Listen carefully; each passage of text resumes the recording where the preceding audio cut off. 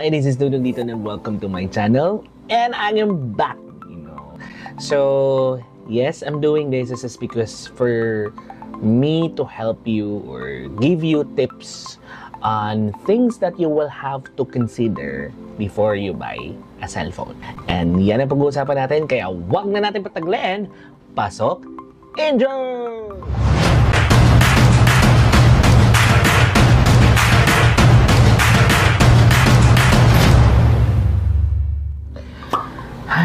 I think ang tagal-tagal ko nang nagtatrabaho sa telco. Yes, 8 years, tapos 1 year sa Samsung.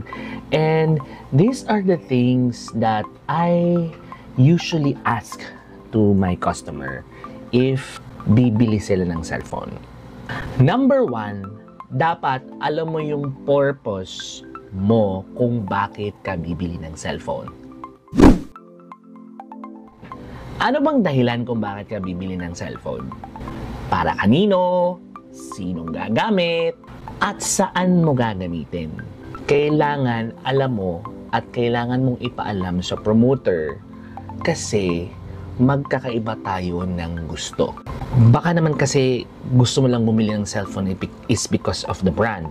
Well, sometimes brand do matters, especially if you have good experience. But they need to know, kailangan din nilang malaman as to sang generation ka ba. Kasi each generation has its unique what matters. Say for example, senior citizens. Not all senior citizens are techie. Oftentimes, they just need a basic phone. Kids. But oftentimes, kids are highly advanced. But yung sinasabi ko kids sa generation or age bracket ng kid below 10 years old, they actually don't need high-end devices. Oftentimes, mga basic specs lang din yung kailangan nila for business purposes. Money transfers, for basic make and receive calls sa business, SMS, diba? Communication purposes. Did you get what I mean? Number 2 is budget. Baka naman kasi sobrang laki ng expectations mo, ang liit naman pala ng budget mo. Kamusta naman yun? Though, there are times brands can actually offer higher specs at a low price, but medyo challenging hanapin yan. And dito kayo papasok yung brand na sinasabi ko kanina, kung anong brand ng cellphone ang hinahanap mo or kung gusto mo. Minsan kasi kung branded ka na pagkatao or may specific brand ka na gusto, oftentimes, the reason why it's mas mahal ang mga branded is just because hindi lang sila brand. Mas mahal sila because of the quality, specs, and experience that you can get on a device. Number 3, specs or specification.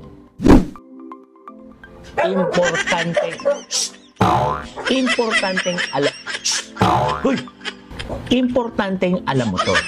The higher the RAM, the higher the memory, the better or the quality of the screen, and the network capability would mean mag-expect ka na medyo mas tataas ang presyo or mas mahal. Dito nagugulo-gulo ang mga buhay ng mga consumers. Kailangan mo ba ng malaking RAM? Marami ka bang apps na kailangan?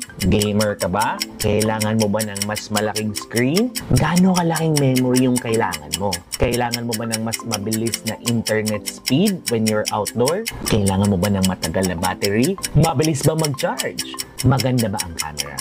Importanteng alam mo to kasi dito ibabase yung long-term experience mo sa brand and sa cellphone mo.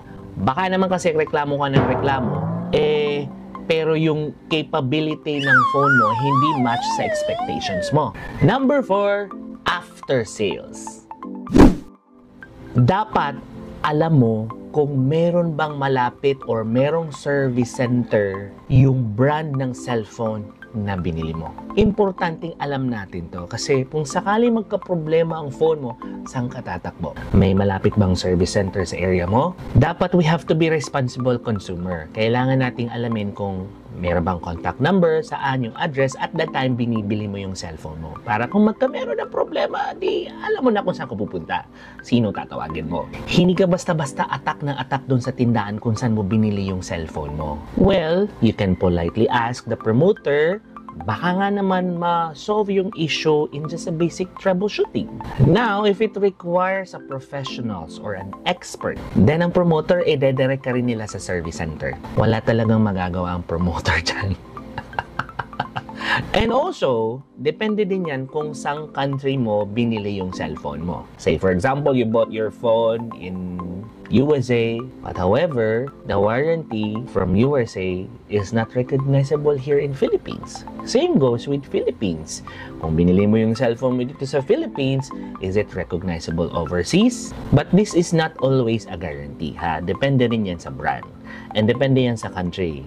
Depende sa mga laws and regulations ng country in terms of consumer act nila. Sa pagkakaalam ko dito sa Philippines, meron tayong 1 week guaranteed replacement yun. And 1 year warranty. But it does not count the mishandling, ha? So, ibig sabihin, kung ikaw yung may kasalanan, hindi cover ng warranty yon. And that's it for now. Those are my 4 tips in order for you to have an easy decision, okay, for you to buy a new cell phone. Once again, I am Dudong dito na nag-iiwan ng kasabihang stay safe and always stay awesome. Bye for now!